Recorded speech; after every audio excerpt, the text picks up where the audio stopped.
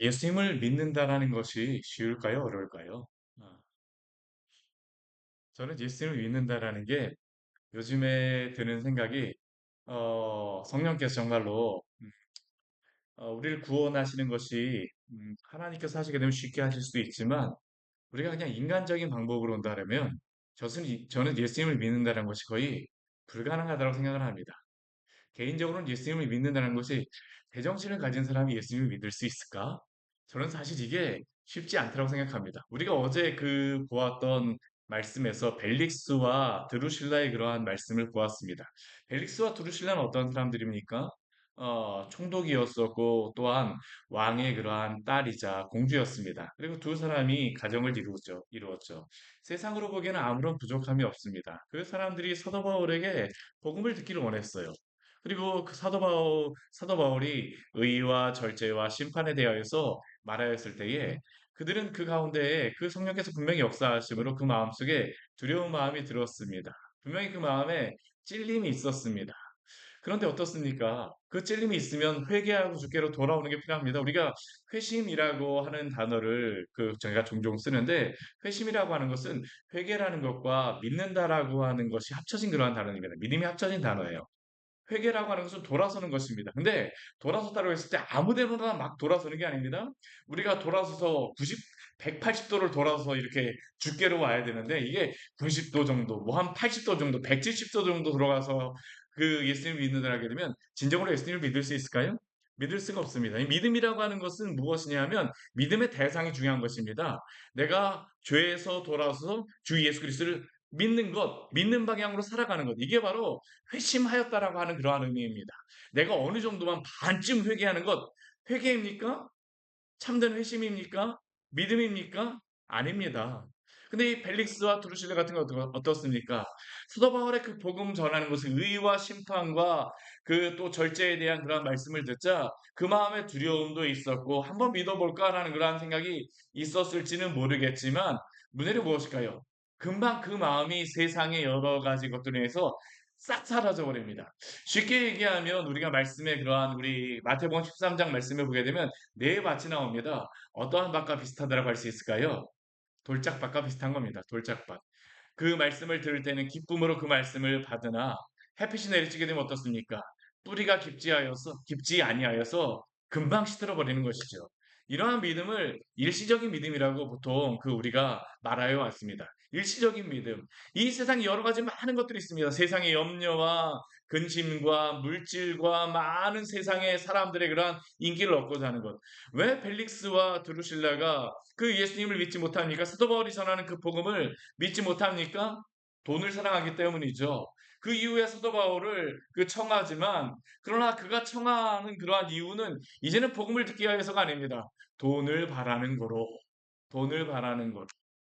이 세상의 염려 근심 일시적인 믿음이었을 따름이라는 것이죠. 어디 그뿐입니까? 그에게는 또 다른 걱정이 있었죠. 사람을 얻고자 하여.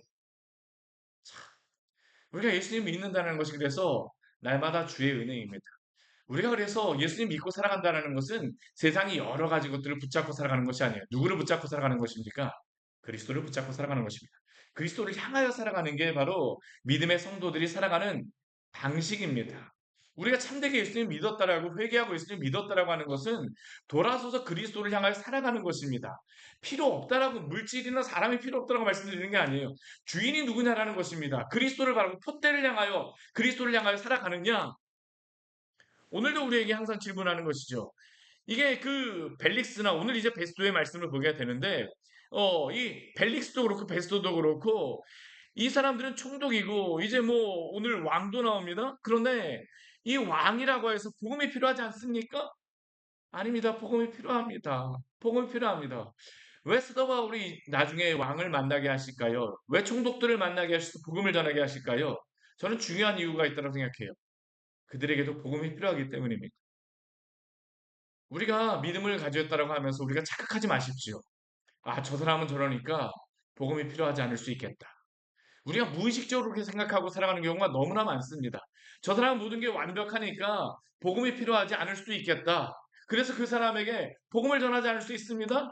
근데 아무리 유식하고 아무리 건강하고 아무리 세상적으로 성공하고 아무리 좋은 집에 살고 아무리 많은 사람들이 따른다 할지라도 그 모든 사람에게는 예수 그리스도가 필요함을 믿으시기를 바랍니다. 우리에게도 필요합니다. 우리에게도 필요합니다. 그리스도가 아니면 이 세상 가운데에서 우리가 제대로 된 방향을 잡을 수가 없어요. 그리스도인은 어떠한 사람입니까? 저는 개인적으로 나침판 가진 사람들이라고 생각합니다. 지도 가진 사람들이라고 생각해요.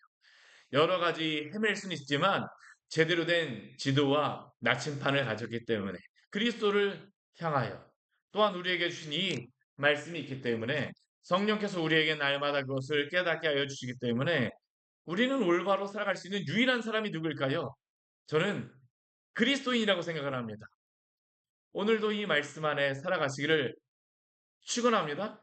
오늘 말씀을 보게 되면 이 베스도와 또 이제 아그리빠 왕 그리고 버니게가 나오게 됩니다. 우리 25장 13절 말씀 보게 되면 수이르의 아그리빠 왕과 버니게와 베스도를 문하나로 왔다라고 이야기를 해요. 이 아그리빠와 버니게가 누구인가를 여러분들에게 조금 약간 설명드려야 될 것 같은데 어제 말씀에 보게 되면 벨릭스의 부인이 누구였습니까? 드루실라였습니다. 드루실라의 아버지가 누구였더라고요? 헤롯 아그리파 1세입니다. 예, 이게 가족 관계를 좀 잘 아셔야 돼요. 헤롯 아그리파 1세의 그 딸이 바로 드루실라였었는데 이 드루실라에게 오빠와 언니가 있었습니다. 그 사람들이 누구일까요? 오늘 25장 13절에 나오는 아그리빠 왕과 버니게입니다. 이 아그리빠 왕은 헤롯 아그리빠 2세입니다. 그의 아버지의 이름을 따라서 그 지은 것이 헤롯 아그리빠 2세.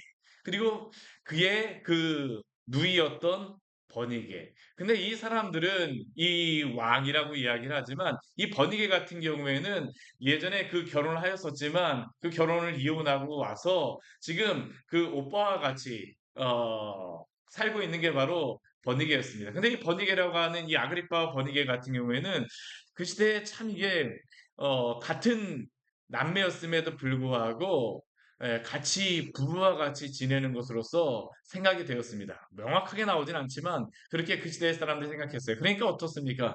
굉장히 음탕한 그러한 집안이었었죠. 죄인들이었습니다. 근데 이 사람들이 베스도를 문안하러 왔어요. 왜 문안하러 왔을까요? 이 베스도가 총독이 된 지 얼마 안 됐기 때문에 아그리빠와 버니게가 베스도를 문안하기 위해서 왔다라고 할 수 있죠.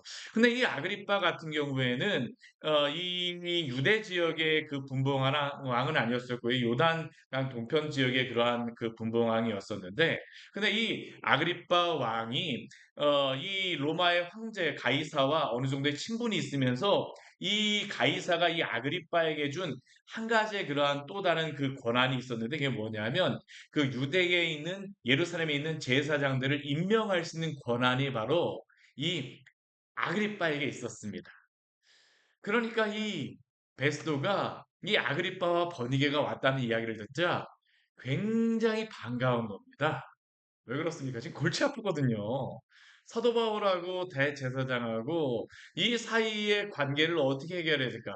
베스도 같은 경우에는 굉장히 학식이 있고 뭐 학문적으로 귀족 집안에다가 학문적으로도 공부한 사람이었었지만 이 유대교에 대해서는 기독교에 대해서는 잘 알지 못하였기 때문에 새로운 사람이었기 때문에 이 아그리빠 왕이 오니까 이것에 대해서 잘 됐다. 더군다나 이 제사장 임명권이 아그리빠에 있으니까 당신이 한번 해결해 보죠. 이게 바로 오늘 말씀에서 그 베스도와 아그리빠 사이에서 일어나는 그러한 일들입니다. 한번 말씀을 보십시오. 베스도가 바울의 일로 왕에게 구한다라고 합니다. 무엇을 구하고 있습니까? 벨릭스가 이전에 그 총독이었던 벨릭스가 한 사람을 구류하여 두었는데 그 구류하여 둔 이 바울 그를 유대인의 대제사장들과 장로들이 고소하였고 그가 그 고소하는 것을 이후에 자신이 와서 한번 그 법정 앞에 세워서 들어보니까 사도 바울에게 죄가 없다는 것입니다. 변명할 기회가 있어서 그 로마의 법이 아니라고 하면서 한번 이야기를 딱 들어보니까 오직 무엇입니까? 자기들의 종교의 문제와 또한 예수라 하는 이가 죽은 것이 살아있다라고 하는 바울의 주장하는 그러한 문제로 고발하는 것일 뿐이라. 베스도에게 고민이 무엇입니까? 우리 20절 말씀 같이 한번 읽어볼까요? 내가 이 일에 대하여 어떻게 신문할지 몰라서 바울에게 묻되 예루살렘에 올라가서 이 일을 신문을 받으려느냐 한즉 오늘 이 베스트의 고민이 무엇입니까? 어떻게 심리할지를 모르는 것입니다. 판단을 해야 되는데 판단할 수가 없어요. 도대체 이게 무슨 일인지 이 유대교도 모르겠고 뭐 성경의 말씀도 모르니까 모르겠고 지금 이 바울이 잘못한 건지 대제사장이 잘못한 건지 알지 못하겠습니다. 유일하게 그가 지금 판단하는 것은 무엇이냐면 이 베소가 알고 있는 것은 무엇일까요? 로마의 법을 알고 있습니다. 학문으로 배웠기 때문에 세상적인 그 법으로 판단해 보기에는 로마의 법으로 보기에는 이 사도 바울은 지금 판단받을 만한 고소받을 만한 이유가 없다라는 겁니다. 근데 이 베스도에게 한 가지 은혜가 있습니다. 무슨 은혜가 있을까요? 오늘 19절 아까 읽었던 말씀을 보게 되면 자기들의 종교와 또한 무엇입니까? 예수라 하는 이가 죽은 것을 살아있다고 바울이 주장하는 그 일. 그가 무엇을 들었다는 것입니까? 복음에 대하여서 들었다는 것입니다. 참 이게 감사한 것이죠. 복음이란 무엇입니까? 예수 그리스도가 죄인들을 위하여 이 땅에 오셔서 죽으시고 부활하셨다라는 것입니다. 우리의 죄를 담당하셨다라는 것이죠. 베스도는 이것에 대하여서 듣고 알게 되었습니다. 하나님께서 주신 그러한 은혜입니다. 근데 문제는 무엇입니까? 지식적으로 알았을지 모르지만 믿지는 못해요. 이게 한계죠. 예수님 믿는다는 것이 그래서 얼마나 큰 은혜인지를 모릅니다. 사랑하는 성도 여러분, 이 자리에 나온 우리 성도님들 예수님을 믿은 것을 큰 은혜로 기억하시기를 바랍니다. 사실 우리가 예수님 믿었다라는 것이 정말 기적 아닙니까? 저는 제가 목사의 아들로 태어났지만 제가 예수님 믿은 건 전 기적이라고 생각합니다. 목사님 아들이니까 목사가 되어졌죠? 저한테 질문하시게 되면 저는 전혀 그렇지 않다고 항상 대답합니다. 저는 안 믿어졌거든요. 전 정말 안 믿어졌습니다. 아무리 교회 안에서 뭐 예배를 드리고 부흥에 참석하고 뭐 사경에 참석해야 하고 로마 지금도 제 기억에 로마서 말씀 듣고 막 했던 그러한 기억들이 있습니다. 예전 어렸을 때. 그런데 말씀이 믿어지진 않았습니다. 아니 왜 저분들은 믿지? 막 기도하시는데 앞에서 막 눈물을 흘리시면서 기도하시는데 저는 믿어지지 않아갖고 그 자리에 앉아 있는 게 너무나도 곤혹스러웠습니다. 저의 딸들이 예전에 예수님 잘 믿지 못할 때, 뭐, 와서 앉아갖고 막 이렇게 막 몸을 막 이렇게 움직이잖아요. 그럼 누구 생각하는지 아십니까? 제 생각합니다, 제 생각. 제가 예전에 믿어지지 않았거든. 그런데 어느 순간 성령께서 저로 하여금 이 말씀을 믿게 하시더라고요. 이게 그런데 제가 나중에 믿고 나서, 예수님 믿고 나서 생각해 보는 게 이게 기적이구나입니다. 이게 기적이고. 우리가 예수님을 믿었다라는 게 기적입니다. 예수님을 안 믿은 게 이상한 게 아니고요. 우리가 사실은 예수님을 믿은 게 이상한 것입니다. 하나님의 은혜입니다. 그래서 성경에서는 우리가 예수님을 믿은 것을 무엇으로 말하냐면 창조로서 이야기합니다. 창조로서. 하나님이 이 땅, 이 세상 만물을 창조하셨을 뿐만 아니라 우리가 거듭났다는 건 새로 태어났다는 것이잖아요. 그렇죠? 새로 태어났다는 것은 우리를 새로 빚으신 것과 동일하다는 것입니다. 재창조라는 것입니다. 재창조. 복음으로 우리가 재창조되어진 것이죠. 근데 오늘 베스도는 어떻습니까? 아무리 학식이 있어도 아무리 로마의 귀족이어도 총독이어도 이 복음을 들었어도 믿어지지가 않습니다. 이게 참 안타까운 것이죠. 안타까운 것이죠. 그에게는 믿어지는 게 문제가 아닙니다. 그에게는 지금 당면한 문제가 있습니다. 믿어지지 않는 이유가 있어요. 왜 그럴까요? 이 믿음에 대한 이 복음에 대한 그 지식이 믿음으로 와야 되는데 이 사람에게는 이 복음의 지식이 무엇으로 오냐면 사도 바울을 판단해야 되는 어떤 판단의 지식으로 그것이 자신에게 오고 있는 겁니다. 그러니까 이게 믿어집니까? 제가 믿음이 잘 안 들어가시는 그런 분들을 제가 옆에서 뭐 판단하는 것은 아니지만 그냥 옆에서 지켜보게 되면 공통적인 게 뭐냐면 세상의 여러 가지 많은 목적들, 이유들 때문에 예수님을 믿으려고 하게 되면 믿음이 잘 들어가지를 않습니다. 사랑하는 성도 여러분, 그리스도를 나의 구주로 순전한 마음으로 받아들이시기를 바랍니다. 그분을 의지하십시오. 순전한 마음으로 믿어야 됩니다. 우리에게 필요한 것은 순전한 믿음입니다. 이 베스도 같은 경우는 여러 가지 세상 생각이 너무 많다 보니까 이 복음의 지식조차도 판단하는 내가 재판하는 무엇으로 사용하려고 하다 보니까 믿음이 들어오지를 않는 거예요. 믿음이 들어오질 않습니다. 흡사 벨릭스에게 어떻습니까? 예수님을 믿는 것보다도 돈을 얻을까요? 뭐 사람을 얻을까요? 믿음이 들어가지 않는 겁니다. 순전한 마음으로 주 앞에 나아가십시오. 오늘 이렇게 베스도가 이 아그리빠가 버니게에게 이렇게 부탁을 하죠. 아그리빠 버니게도 어떻게 할까요? 오늘 말씀해 보게 되면 22절 말씀해 보게 되면 아그리빠가 베스도에게 말합니다. 나도 이 사람의 말을 듣고자 하노라. 이 아그리빠도 어땠을까요? 복음을 듣고 싶었던 것입니다. 호기심이 일어납니다. 복음이라는 게 호기심이 있어요. 이게 정말 그렇습니다. 아무리 교회 안 다녔던 사람도요, 예수님 믿으세요 하게 되면 한번 교회 한번 가볼까 하시는 분들이 의외로 많습니다. 왜 그렇습니까? 이 예수님 믿는 게 좀 이상하거든요. 왜 교회를 가볼까?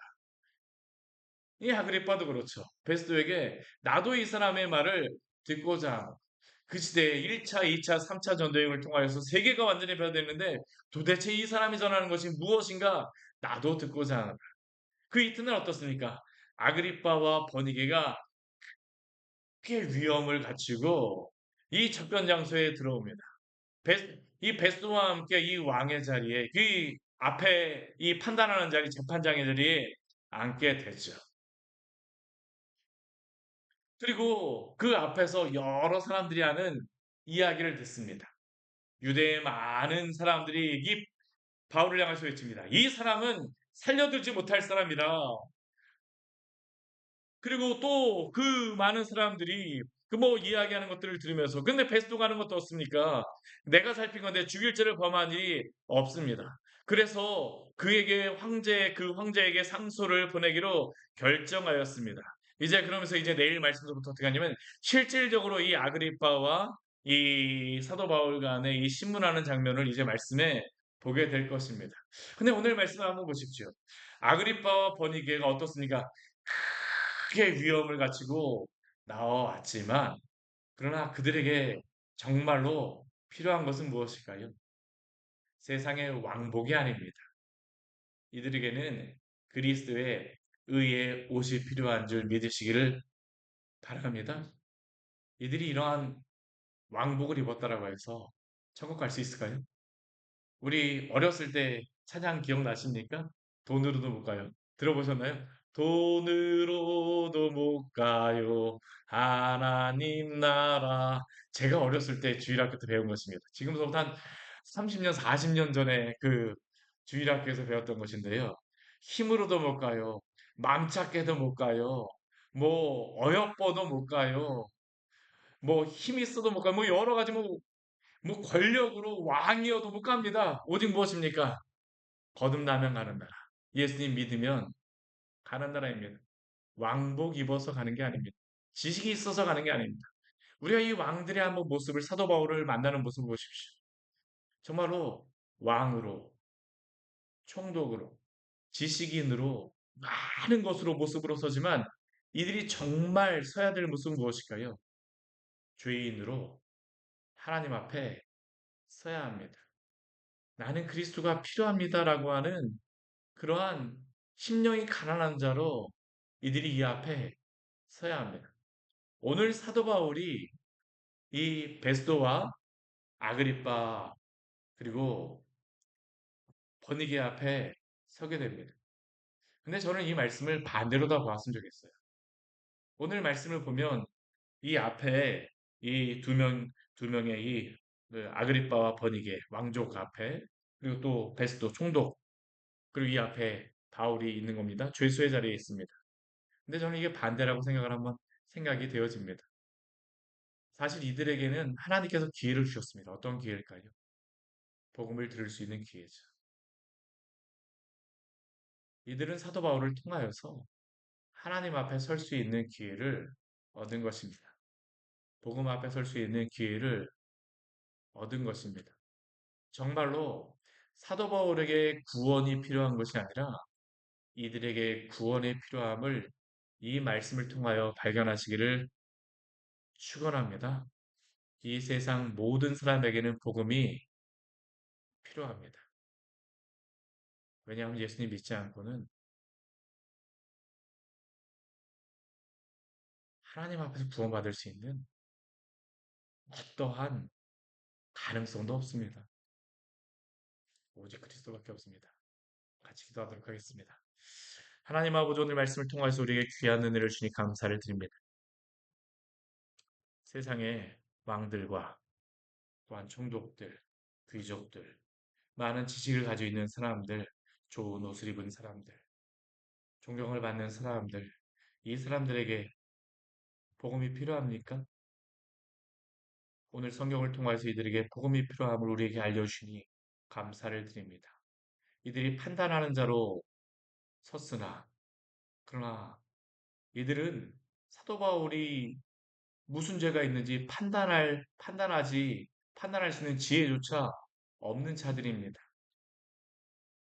이 세상이 기독교를 판단한다고 하지만, 그러나 정작 그들에게 복음이 필요함을 우리로 하여금 알게 하여 주시고, 오늘도 당신이 우리에게 알려주신 이 복음의 진리를 자랑스러워하며 세상에 판단받는 자로서가 아니라 세상을 판단하는 자로서 또한 복음을 가진 자로서 많은 사람들에게 오늘도 자랑하며 주님의 복음의 그러한 진리 안에 자유함을 얻고 살아가는 우리 귀한 성도를 될 수 있도록 주여 도우시고 인도하여 주시옵소서. 우리의 정체성이 세상 사람들이 당신이 이렇습니다라고 하는 것이 아니라 복음 안에서 그리스도 안에서 우리를 하나님 아버지 구원하여 주신 이 정체성, 이 놀라운 은혜 가운데에서 살게 하여 주시고 이 정체성 가운데에서 오늘도 자신 있게 또한 담대하게 살게 하여 주시옵소서. 예수님 이름으로 기도드립니다. 아멘. 오늘 말씀 같이 기억하시면서 기도하며 나아가도록 하겠습니다.